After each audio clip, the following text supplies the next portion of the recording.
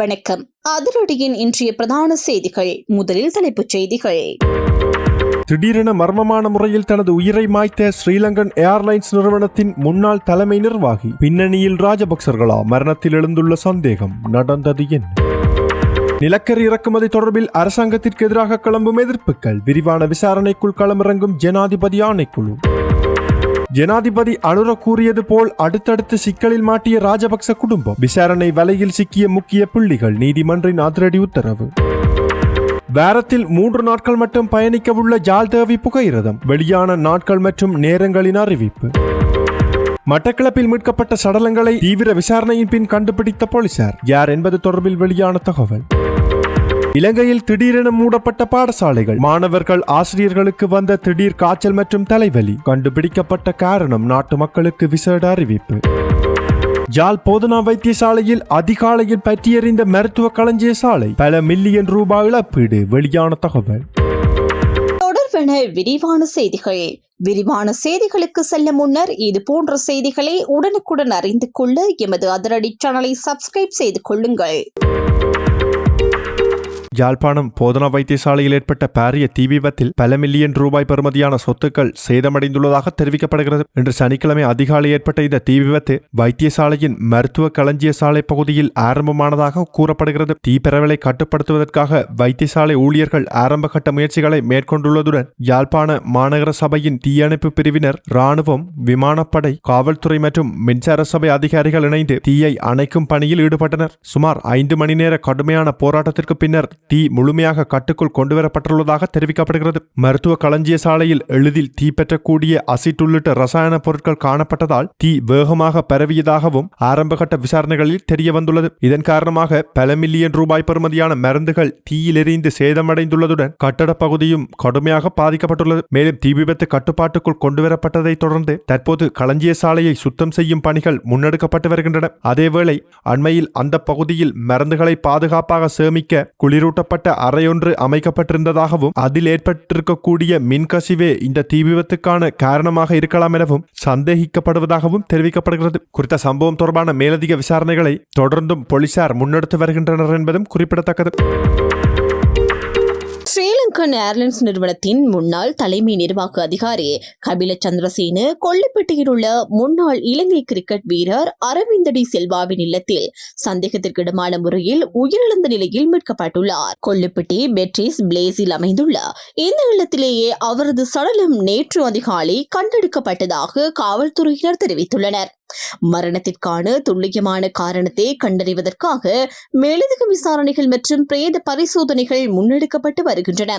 இந்த நிலையில் கபில சந்திரசேன சந்தேகத்திற்கிடமான முறையில் உயிரிழந்துள்ளதாக காவல்துறையினர் கொழும்பு கோட்டை நீதவான் நீதிமன்றத்தில் அறிக்கை சமர்ப்பித்துள்ளதாக கொல்லுப்பட்டி காவல்துறையினர் தெரிவித்துள்ளனர். அத்துடன் மரணம் தொடர்பில் தடயவியல் நிபுணரின் பிரேத பரிசோதனை அவசியம் எனவும் காவல்துறை குறிப்பிட்டுள்ளது.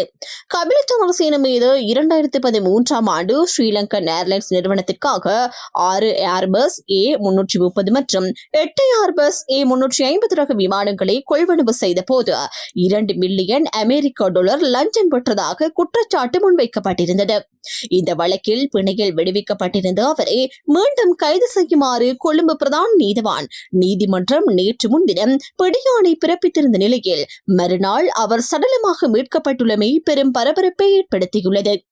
இது இப்படி இருக்க தேசிய மக்கள் சக்தி அரசாங்கம் ஆட்சிக்கு வந்த பின்னர் ஊழல் மற்றும் லஞ்ச குற்றச்சாட்டுகளில் கைது செய்யப்பட்ட சில முக்கியஸ்தர்கள் பிணையில் விடுவிக்கப்பட்ட பின்னர் மர்மமான முறையில் உயிரிழப்பது குறித்து தற்போது பல்வேறு சந்தேகங்கள் எழுந்துள்ளதாக அரசியல் கைதிகளை விடுதலை செய்வதற்கான தேசிய அமைப்பின் இணைப்பாளர் அருட்தந்தை மா சக்திவேல் தெரிவித்துள்ளார். தமிழ் ஊடகம் ஒன்றில் நிகழ்ச்சியில் கலந்து கொண்டு கருத்து வெளியிடும் போதே அவர் இந்த விடயத்தை குறிப்பிட்டுள்ளார். இதன் போது அவர் மேலும் தெரிவிக்கையில், ஸ்ரீலங்கன் ஏர்லைன்ஸ் நிறுவனத்தின் முன்னாள் நிறைவேற்று அதிகாரி கபில சந்திரசேன போன்ற முக்கிய நபர்கள் உயிரிழந்த சம்பவங்களுக்கு பின்னால் ராஜபக்ச குடும்பத்தினர் உள்ளார்களா என்ற கேள்வி சமூகத்தில் எழுந்துள்ளதாக கூறினார். குறித்த அதிகாரிகள் அல்லது முக்கியஸ்தர்கள் உண்மைகளை வெளிப்படுத்தினால் பல ரகசியங்கள் வெளியே வரும் என்ற அச்சத்தினாலேயே இவ்வாறான சம்பவங்கள் நடைபெறுகின்றன என்ற சந்தேகம் மக்களிடையே உள்ளது எனவும் அவர் தெரிவித்தார். மேலும் எதிர்வரும் 12ஆம் தேதி விசாரணை ஆணைக்குழுவில் முன்னாள் ஜனாதிபதி மஹிந்த ராஜபக்ச முன்னிலையாக உள்ள நிலையில் அதற்கு முன்பாக கபில சந்திரசேன உயிரிழந்த சம்பவம் ஒரு வகையான அச்சுறுத்தல் அல்லது எச்சரிக்கை சம்பவமாக பார்க்கப்படுவதாகவும் அருட்தந்தை மா சக்திவேல் குறிப்பிட்டுள்ளார். எனினும் இந்த குற்றச்சாட்டுகள் தொடர்பில் இதுவரை அதிகாரப்பூர்வ உறுதிப்படுத்தல்கள் எதுவும் வெளியாகவில்லை என்பதும் குறிப்பிடத்தக்கது. நாட்டில் 2009ஆம் ஆண்டு முதல் 2026 ஏப்ரல் 16ஆம் தேதி வரையிலான காலப்பகுதியில் இடம்பெற்றதாக கூறப்படும் நிலக்கரி இறக்குமதி முறைகேடுகள் தொடர்பாக உத்தியோகபூர்வ விசாரணைகள் ஆரம்பிக்கப்பட்டுள்ளன.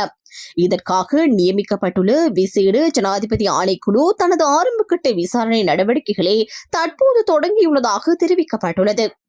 இந்த ஆணைக்குழுவின் அலுவலகமும் விசாரணை நடவடிக்கைகளும் கொழும்பு 12 நீதிமன்ற சதுக்கத்தில் அமைந்துள்ள நீதித்துறை நடுவர் வளாகத்தில் முன்னெடுக்கப்பட்டு வருகின்றன. கடந்த 17 ஆண்டுகளாக இடம்பெற்ற நிலக்கரி இறக்குமதி, மின் உற்பத்தி மற்றும் அதனுடன் தொடர்புடைய செயல்பாடுகளில் இடம்பெற்றிருக்கக்கூடிய சட்டவிரோத நடவடிக்கைகள் மற்றும் முறைகேடுகள் குறித்து ஆய்வு செய்வதற்காக இந்த ஆணைக்குழு ஜனாதிபதியால் நியமிக்கப்பட்டுள்ளது. இவ்விடயம் தொடர்பில் தகவல்கள், ஆவணங்கள் அல்லது ஆதாரங்கள் இருப்பின் அவற்றை எதிர்வரும் மே 22ஆம் தேதிக்கு முன்னர் ஆணைக்குழுவிடம் சமர்ப்பிக்குமாறு பொதுமக்களிடம் கோரிக்கை விடுக்கப்பட்டுள்ளது. மேலும் விசாரணைகளின் மூலம் பொறுப்பு கூற வேண்டிய தரப்புகள் மற்றும் நிதி முறைகேடுகள் தொடர்பான உண்மைகள் வெளிச்சத்திற்கு கொண்டுவரப்படும் என எதிர்பார்க்கப்படுகின்றது. 2022ஆம் ஆண்டு மே 9ஆம் தேதி அறகலைய போராட்டத்திற்கு பின்னர் முன்னாள் அமைச்சர்கள் மற்றும் நாடாளுமன்ற உறுப்பினர்களின் வீடுகள் மற்றும் சொத்துக்கள் சேதப்படுத்தப்பட்ட சம்பவம் தொடர்பாக தாக்கல் செய்யப்பட்ட அடிப்படை உரிமைகள் மனுவில் முன்னாள் ஜனாதிபதி கோட்டாபய ராஜபக்சவுக்கு மீண்டும் அழைப்பாணை விடுக்க நடவடிக்கை எடுக்குமாறு உயர்நீதிமன்றம் இன்று உத்தரவிட்டுள்ளது. அரசியல்வாதிகளுக்கு வழங்கப்பட்டதாக கூறப்படும் இழப்பீட்டு நிதி சட்டவிரோதமானது என அறிவிக்கவும் வழங்கப்பட்ட நிதியை மீட்டெடுக்கவும் கோரி இந்த மனு தாக்கல் செய்யப்பட்டிருந்தது. இந்த மனு மீதான விசாரணையின் போது மனுதாரர் தரப்புக்கு தேவையான நடவடிக்கைகளை முன்னெடுக்குமாறு உயர்நீதிமன்றம் அறிவுறுத்தியுள்ளது. இதற்கிடையில் பண மோசடி தடுப்பு சட்டத்தின் கீழ் யோசித்த ராஜபக்சவுக்கு எதிராக தாக்கல் செய்யப்பட்டுள்ள வழக்கின் ஆரம்பகட்ட ஆட்சேபனைகள் தொடர்பான உத்தரவு எதிர்வரும் 14ஆம் தேதி அறிவிக்கப்படும் என கொழும்பு மேல் நீதிமன்றம் தெரிவித்துள்ளது. இந்த வழக்கு நீதிபதி உதேஸ் ரணதுங்க முன்னிலையில் விசாரணைக்கு எடுத்துக் கொள்ளப்பட்ட போது இணை பிரதிவாதியான டெய்சி ஃபாரஸ்ட் விடுவிக்கப்பட்டுள்ளதால் வழக்கை தொடர முடியாது என யோசித்த தரப்பு வாதிட்டது. எனினும் டெய்சி ஃபாரஸ்ட் உடல்நல காரணங்களால் மட்டுமே விடுவிக்கப்பட்டதாக முறைப்பாட்டாளர் தரப்பு நீதிமன்றத்தில் தெரிவித்துள்ளது.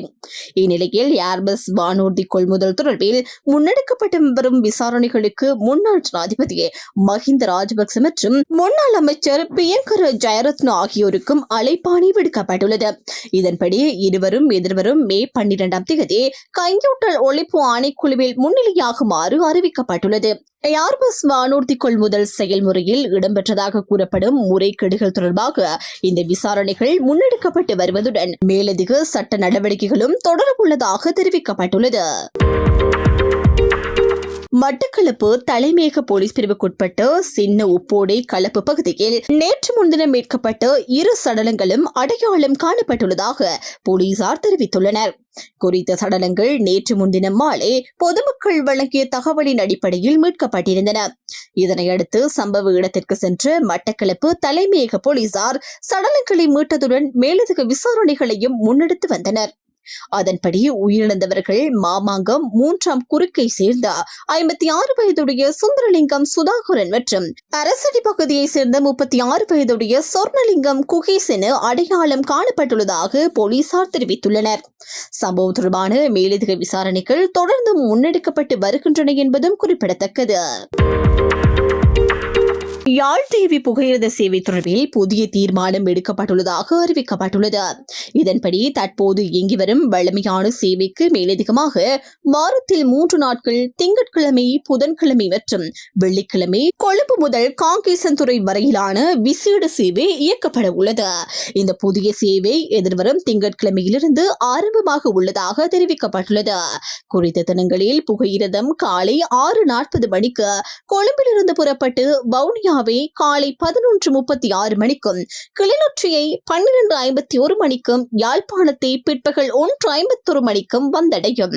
இதனைத் தொடர்ந்து இறுதியாக பிற்பகல் 2:33 மணிக்கு காங்கேசன்துறையை சென்றடையும் என தெரிவிக்கப்பட்டுள்ளது.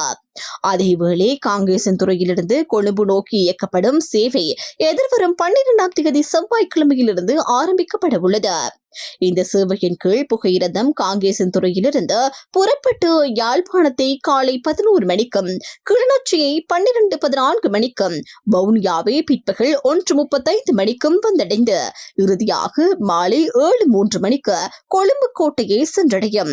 இந்த புகையிரத சேவைக்கான கட்டணங்கள் வழமையான கட்டணங்களாகவே அறவிடப்படும் என்றும், 1ஆம் மற்றும் 2ஆம் வகுப்பு ஆசனங்களுக்கு முன்பதிவு செய்யும் வசதியும் தொடர்ந்தும் வழங்கப்படும் என்றும் யாழ்ப்பாண பிரதான புகையிரத நிலைய பொறுப்பதிகாரி தி பிரதீபன் தெரிவித்துள்ளார். கொட்டப்பள்ள சுகாதார வைத்திய அதிகாரி பிரிவில் பதிவாகியுள்ள காய்ச்சல் நிலை மெனிங்கிஸ் வகை வைரஸ் தொற்றாக அடையாளம் காணப்பட்டுள்ளதாக சுகாதார அமைச்சின் தொற்று நோயியல் பிரிவின் விசேட வைத்திய நிபுணர் வைத்தியர் பாலித்த கருணாபேக தெரிவித்துள்ளார். காய்ச்சல், கடுமையான தலைவலி மற்றும் வாந்தி ஆகியவை இந்த நோயின் முக்கிய அறிகுறிகளாக காணப்படுவதாகவும் அவர் குறிப்பிட்டுள்ளார். இது தொடர்பில் மேலும் கருத்து வெளியிட்ட அவர், கடந்த 1 மாத காலத்தில் இந்த வைரஸ் தொற்றால் பாதிக்கப்பட்ட 47 நோயாளர்கள் பதிவாகியுள்ளதாக தெரிவித்தார். குறிப்பாக 14 முதல் 15 வயதிற்குட்பட்ட பாடசாலை மாணவர்களிடையே இந்த நோய் அதிகமாக பரவியுள்ளதாகவும் கூறப்பட்டுள்ளது. பாதிக்கப்பட்டவர்கள் தெனியாய ஆதார வைத்தியசாலையில் சிகிச்சை பெற்றதுடன் பெரும்பாலானோர் தற்போது குணமடைந்து வீடு திரும்பியுள்ளதாகவும், நோய் பரவல் தற்போது கட்டுப்பாட்டுக்குள் கொண்டுவரப்பட்டுள்ளதாகவும் வைத்தியர் தெரிவித்தார். அசுத்தமான நீர் அல்லது உணவு மூலமாகவே இந்த வைரஸ் பரவி இருக்கலாம் என சந்தேகிக்கப்படுவதால் மக்கள் நீரை கொதிக்க வைத்து ஆறிவிட்டு பருகுவதுடன் சுத்தமான உணவுகளை மட்டுமே உட்கொள்ளுமாறும் அவர் வலியுறுத்தியுள்ளார். மேலும் தேவையற்ற அச்சம் கொள்ள தேவையில்லை என்றும், அறிகுறிகள் தென்பட்டால் உடனடியாக மருத்துவ ஆலோசனைகளை பெற வேண்டும் என்றும் அவர் வலியுறுத்தியுள்ளார். முறையான சிகிச்சை வழங்கப்பட்டால் 6 முதல் 7 நாட்களுக்குள் நோய் குணமடையும் எனவும் தெரிவிக்கப்பட்டுள்ளது. அதேவேளை தெனியாய மத்திய மகா வித்தியாலயம், தெனியாய ராஜபக்ச மகா வித்தியாலயம், தெனியாய புனித மத்தியோ இருமொழி வித்தியாலயம் மற்றும் பள்ளிகள சித்தார்த்த வித்தியாலயம் ஆகிய பாடசாலைகளில் மாணவர்கள் மற்றும் ஆசிரியர்களிடையே நோய் பரவல் அதிகரித்ததை தொடர்ந்து அந்த பாடசாலைகள் அவசரமாக மூடப்பட்டிருந்தமை குறிப்பிடத்தக்கது. இத்துடன் அதிரடியின் இன்றைய பிரதான செய்திகள் நிறைவடைகின்றன. எமது செய்தி தொடர்பான உங்களுடைய கருத்துக்களை மறக்காமல் கமெண்டில் பதிவிடுங்கள்.